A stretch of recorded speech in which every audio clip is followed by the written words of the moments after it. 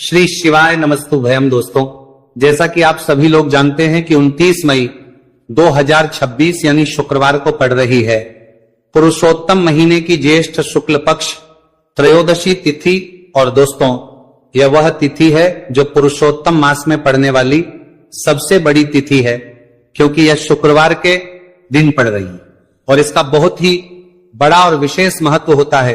पूज्य गुरुजी ने कहा है कि अगर कभी भी मौका लग जाए और पुरुषोत्तम महीने की त्रयोदशी तिथि शुक्रवार को पड़ जाए तो आप लोगों 11 चावल के दाने का उपाय तो अवश्य ही करना चाहिए। इन तार में दोनों का संयोग बहुत ही कम आता है।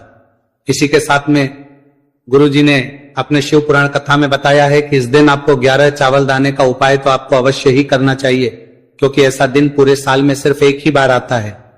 और दोस्तों, आप सभी लोग जानते हो कि शुक्रवार त्रयोदशी तिथि का अगर सबसे बड़ा कोई उपाय है तो वह 11 चावल के दाने वाला उपाय है। तो दोस्तों, इस शुक्रवार त्रयोदशी तिथि के दिन आप लोगों को इस 11 चावल दाने वाले उपाय को जरूर करना है। बहुत सारे लोग होंगे जिन लोगों ने इस उपाय को ना किया हो, मतलब पूरा साल निकल गया, उन्होंने किसी भी दिन इस 11 चावल के दाने वाले उपाय को न किया हो। पर दोस्तों, आपके पास एक आखिरी मौका बचा हुआ है, जो कि 29 मई शुक्रवार त्रयोदशी तिथि के दिन है। तो इस दिन आप लोगों को इस वाले उपाय को जरूर कर लेना है।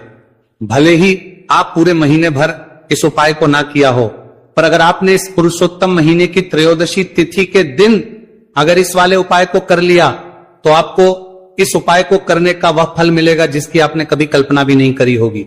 इसीलिए आप लोग इस वाले उपाय को एक बार जरूर कर लेना है, ताकि आप लोगों के हाथ से यह मौका ना जा सके और आपको इस उपाय को करने का फल मिल सके। दोस्तों, यह उपाय पंडित जी ने अपनी अभी की ही श्री शिव महापुराण की कथा में बताया है। जी, इस उपाय को आज हम आपको बहुत अच्छे से समझाने वाले हैं। इस वीडियो को देखने बाद इस उपाय को समझने के लिए आपको कोई और वीडियो को देखने की जरूरत नहीं पड़ेगी। तो चलिए दोस्तों, उपाय को शुरू करते हैं। देखिए, ये इस पुरुषोत्तम महीने के शुक्रवार त्रयोदशी तिथि के दिन ये इतना खास होता है, इतना महत्वपूर्ण होता है। देखा गया है कभी कभी बड़े बड़े पूजा पाठ अनुष्ठान से जो मनोकामना पूर्ण नहीं होते, वह पुरुषोत्तम महीने के शुक्रवार त्रयोदशी तिथि के दिन एक छोटे से उपाय करने से ही आपकी मनोकामना पूर्ण हो जाती है।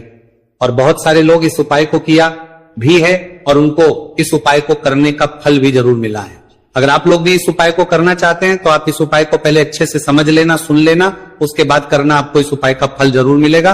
और इस उपाय को कर लेने से आपके घर में चाहे किसी भी प्रकार की दुहक और समस्या क्यों ना चल रही हो, आपको उसका कारण भी नहीं पता है कि भाई ये समस्या किसका कारण से चल रही है, उसका भी कुछ कारण हो सकता है, जैसे पितृदोष हो सकता है या किसी भी तरह का मंगल दोष भी हो सकता है। तो इस दिन आप लोगों को ये वाला उपाय कर लेना है।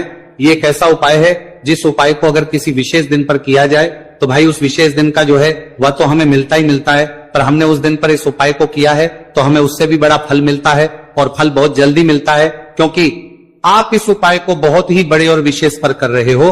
तो चलिए अब उपाय के बारे में बात करते हैं, लेकिन उससे पहले आप लोगों को यह जानना आवश्यक है कि आखिर यह उपाय किस समय करना है, किसको करना है और कैसे करना है। तो चलिए हम आगे आपको वीडियो में एक एक करके बता देते हैं।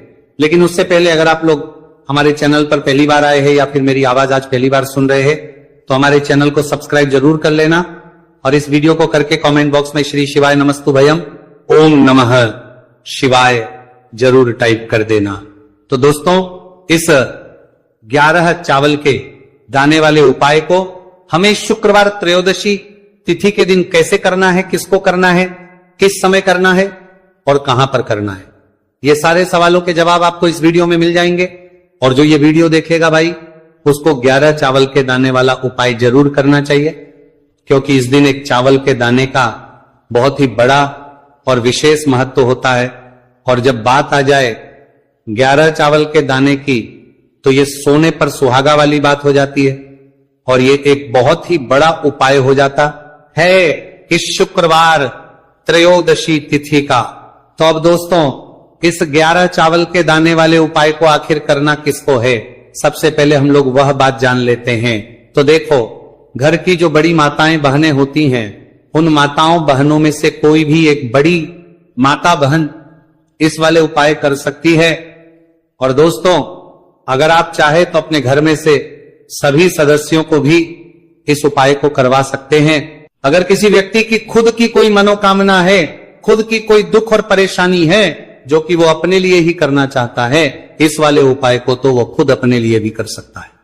बाकी अगर कोई घर में से ऐसा है जो कि अपने पूरे घर परिवार की सुख और शांति के लिए ये वाला उपाय करना चाहता है, तो भाई वह भी कर सकता है, उसमें भी कोई दिक्कत वाली नहीं है। कहने का मतलब यह है कि इस उपाय को हर एक सदस्य भी कर सकता है और पूरे घर परिवार के सदस्य के लिए घर की बड़ी माताओं बहनों में से कोई एक माता बहन भी कर सकती है।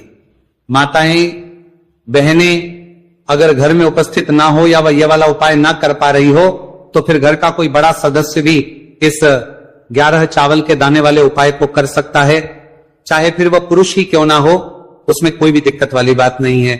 अब दोस्तों, इस 3 बल के दाने वाले उपाय को हमें करना कहां पर है? हमें इसे शिवजी के मंदिर में जाकर करना है। बहुत सारे लोग प्रश्न करते हैं, हर एक उपाय को करते समय क्या हम इस उपाय को घर पर कर सकते हैं? तो इस वाले उपाय को आप घर पर नहीं कर सकते हो। इस वाले उपाय को करने के लिए आपको शिवजी के मंदिर ही जाना पड़ेगा। उसके बाद में दोस्तों जो अगला प्रश्न निकल कर आता है वो ये आता है, इस उपाय को लेकर के आखिर इस उपाय को हमें किस समय करना है? सुबह के समय करना है कि शाम के समय करना है? तो देखो, इस वाले उपाय को आप लोग सुबह के समय भी कर सकते हो और शाम के समय प्रदोष काल में भी कर सकते हो। अब अगर आप पूछो कि भाई सबसे उत्तम समय कौन सा रहेगा इस 31 चावल के दाने वाले उपाय को करने का, तो हम आपसे बस यही कहेंगे कि इस उपाय को आप सुबह के समय करेंगे तो ज्यादा बेहतर होगा। बाकी अगर प्रदोष काल शाम के समय भी करेंगे तो भी अच्छा होगा, उसमें कोई भी दिक्कत वाली बात नहीं है।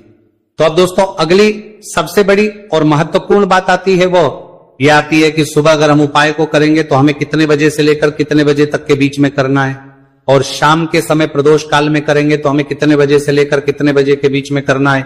तो देखो, सुबह जितनी जल्दी हो सके आप उपाय को करने की कोशिश करना। बाकी अगर किसी कारणवश लेट भी हो जाओ, देर भी हो जाए, तो 10 या 11 बजे तक भी आप उपाय कर लेना, पर 12 बजे से ज्यादा देरी ना हो। ठीक है, इस बात का ध्यान रखना। उसके बाद में दोस्तों अगर शाम के समय प्रदोष काल की बात करें, प्रदोष काल का जो समय है होता है वो शाम के 6 बजे से शुरू हो जाता है।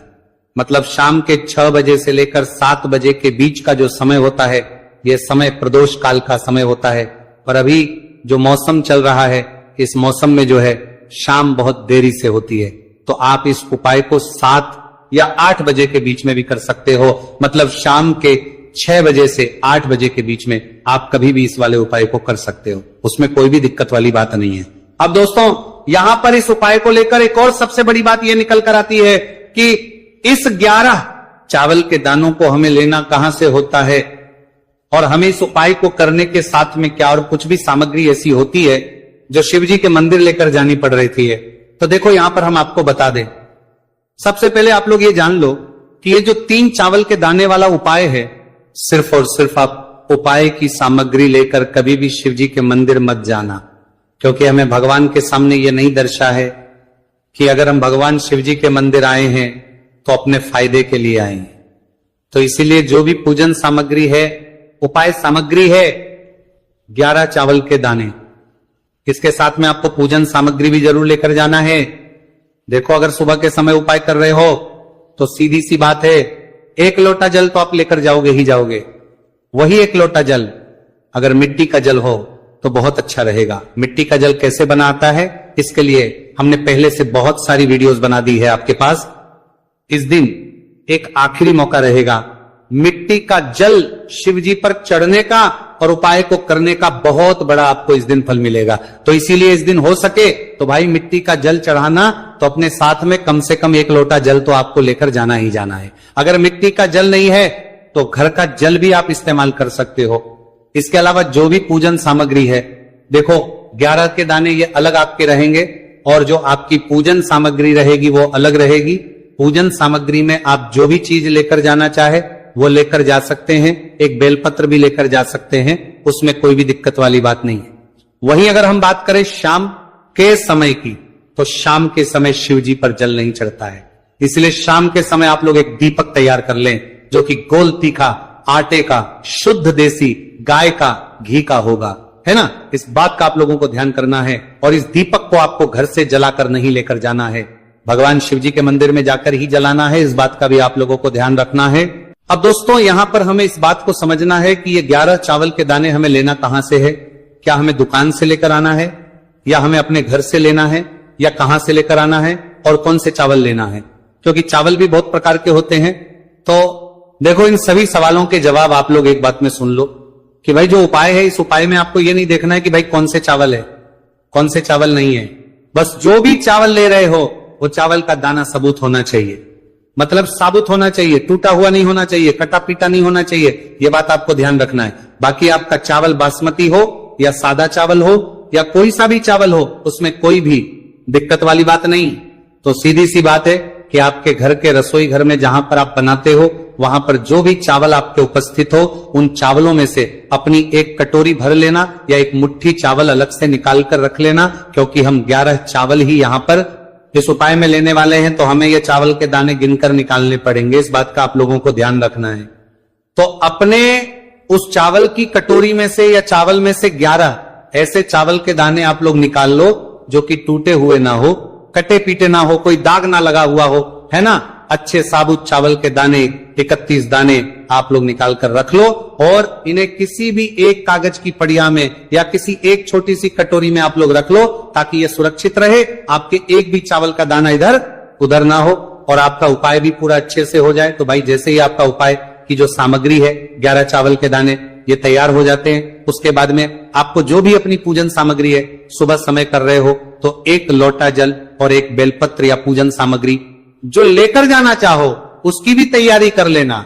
और शाम के समय जा रहे हो तो भाई अपना जो दीपक है उसे तैयार कर लेना, ठीक है। और उपाय को करते समय शुद्धता का विशेष रूप से ध्यान रखना, ठीक है। सुबह सुबह स्नान करने के बाद ही उपाय को करने की आप लोग तैयारी करना। उसके बाद अगर शाम के समय की बात करें तो शाम के समय आपको स्नान करने की जरूरत नहीं है, पर शुद्धता ध्यान रखना है। आपको स्नान तो नहीं करेंगे, आप हाथ मुंह धोकर भी इस वाले उपाय को शाम के समय प्रदोष काल में कर सकते हैं, इसमें कोई दिक्कत वाली बात नहीं है। तो आप अपने उपाय की पूरी सामग्री तैयार करके आपके पास ही में जो आपका शिव मंदिर हो वहां पर पहुंच जाइए। सबसे पहले शिव मंदिर में जाकर आप लोगों को उपाय नहीं करना है, पहले भगवान के दर्शन करना है, भगवान से आशीर्वाद प्राप्त करना है, फिर शिव जी की शिवलिंग के पास में आना है। शिवलिंग के पास में आने के बाद जो पूजन सामग्री लेकर आए हुए हैं, जैसे कि सुबह गए हुए होंगे तो 1 लोटा जल और जो भी पूजन सामग्री लेकर आए हैं, आप उनसे भगवान शिव जी की पूजन कीजिए। सबसे पहले तो 1 लोटा जल ही चढ़ेगा, फिर आपको 1 बेलपत्र श्री शिवाय नमस्तु भयम का जाप करते हुए शिवलिंग पर चढ़ा देना है। उसके बाद में आपकी पूजन सामग्री चढ़ेगी। उसके बाद में अगर दोस्तों शाम के समय अगर आप इस उपाय को कर रहे हो तो अपने साथ कम से कम एक जो दीपक है बोलबाती का, जो आप अपने साथ में लेकर गए हो, उस दीपक को मंदिर में जाकर अपनी माचिस से जलाना है और उस दीपक को शिवलिंग के पास में रखना है, ठीक है। इस दीपक को रखने के बाद ही आप लोगों को अपना ये वाला उपाय शुरू करना है। और दीपक को ज्यादा पास में मत रखना, वैसे भी गर्मी पड़ रही है, भगवान शिव जी को आंच नहीं लगनी चाहिए, है ना।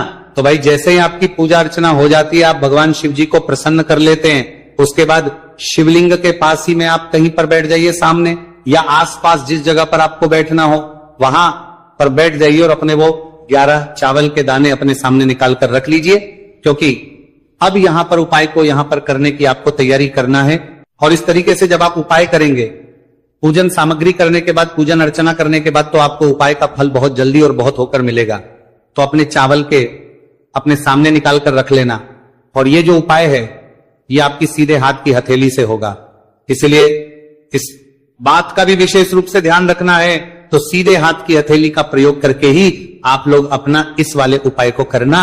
अपने सामने जो भी आपके कागज की पुड़िया है उसको खोलकर रख लो, या कटोरी है तो भाई उसे अपने सामने रख लो और अपने वो 11 चावल के दाने निकाल लो, ठीक है। उसके बाद में दोस्तों अब आपको क्या करना है कि शिवलिंग आपके सामने होगी, तो आपने वो 11 चावल के दाने एक एक करके जहां पर आपने बेलपत्र चढ़ाए हैं, आपको शिवजी के शिवलिंग के ऊपर चढ़ाना है। कहां पर चढ़ाना है? शिवलिंग के ऊपर चढ़ाना है। और कहीं पर भी नहीं चढ़ाना है आपको अपने हथेली से, तो शिवलिंग के ऊपर चढ़ाना है। भले ही फिर वो अपने आप जलाधारी पर गिर जाए, ये मतलब वहीं पर गिर जाए उसमें कोई दिक्कत वाली बात नहीं है, पर आप चढ़ाओ शिवलिंग के ऊपर तो आपको क्या करना है, अपना पहला चावल का दाना उठाना है, श्री शिवाय नमस्तु भयम बोलना है और शिवलिंग पर चढ़ देना है। इसी तरीके दूसरा, चावल का दाना उठा है, शिवलिंग पर चढ़ना है और मंत्र बोल देना है। और फिर तीसरा, चावल का दाना उठाना है, श्री शिवाय नमस्तु भयम बोलना है और चढ़ देना है। इसी प्रकार से आपको पूरे 11 चावल के दाने एक एक करके शिवजी के शिवलिंग के ऊपर चढ़ाना है और भगवान से प्रार्थना करते जाना है। मतलब प्रार्थना तो आपको आखिरी में करना है, पर हर एक चावल के दाने को चढ़ाते समय श्री शिवाय नमस्तु भयम जरूर बोलना है। उसके ही में ये चावल का दाना शिवलिंग के ऊपर आपको चढ़ाना है। जैसे ही आपके 11 चावल के दाने शिवलिंग के ऊपर चढ़ते हैं तो भाई उसके बाद में आपको क्या करना है, भगवान से अपनी मनोकामना बोलना है। मनोकामना भी कब बोलना है, जब आपका 11 चावल का दाना आपके सीधे हाथ की हथेली में हो और आप उसे चढ़ाने के लिए जा रहे हो। श्री शिवाय नमस्तु भयम बोलकर उस आखिरी चावल के दाने को शिवलिंग के ऊपर चढ़ा देना। भगवान से फिर अपनी वो मनोकामना बोल देना, जिस मनोकामना के लिए आप लोग अपना ये वाला उपाय कर रहे हो, जिस भी दुहक और परेशानी के लिए आप लोग अपना ये वाला उपाय कर रहे हो, उसके बाद में जैसे ही आप अपनी मनोकामना बोल देते हो, आपका ये वाला उपाय पूरा हो जाता है।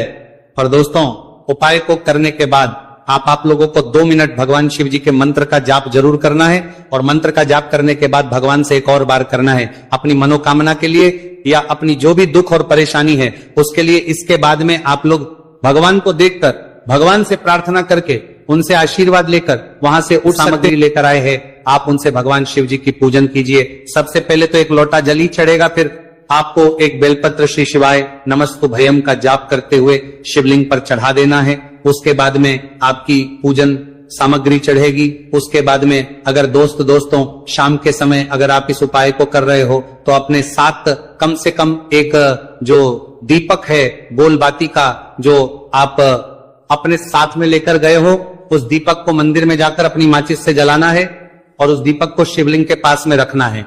ठीक है, इस दीपक को रखने के बाद ही आप लोगों को अपना ये वाला उपाय शुरू करना है। और दीपक को ज्यादा पास में मत रखना, वैसे भी गर्मी पड़ रही है, भगवान शिव जी को आंच नहीं लगनी चाहिए, है ना। तो भाई जैसे ही आपकी पूजा अर्चना हो जाती है, आप भगवान शिव जी को प्रसन्न कर लेते हैं, उसके बाद शिवलिंग के पास ही में आप कहीं पर बैठ जाइए सामने, या आसपास जिस जगह पर आपको बैठना हो वहां पर बैठ जाइए और अपने वो 11 चावल के दाने अपने सामने निकाल कर रख लीजिए।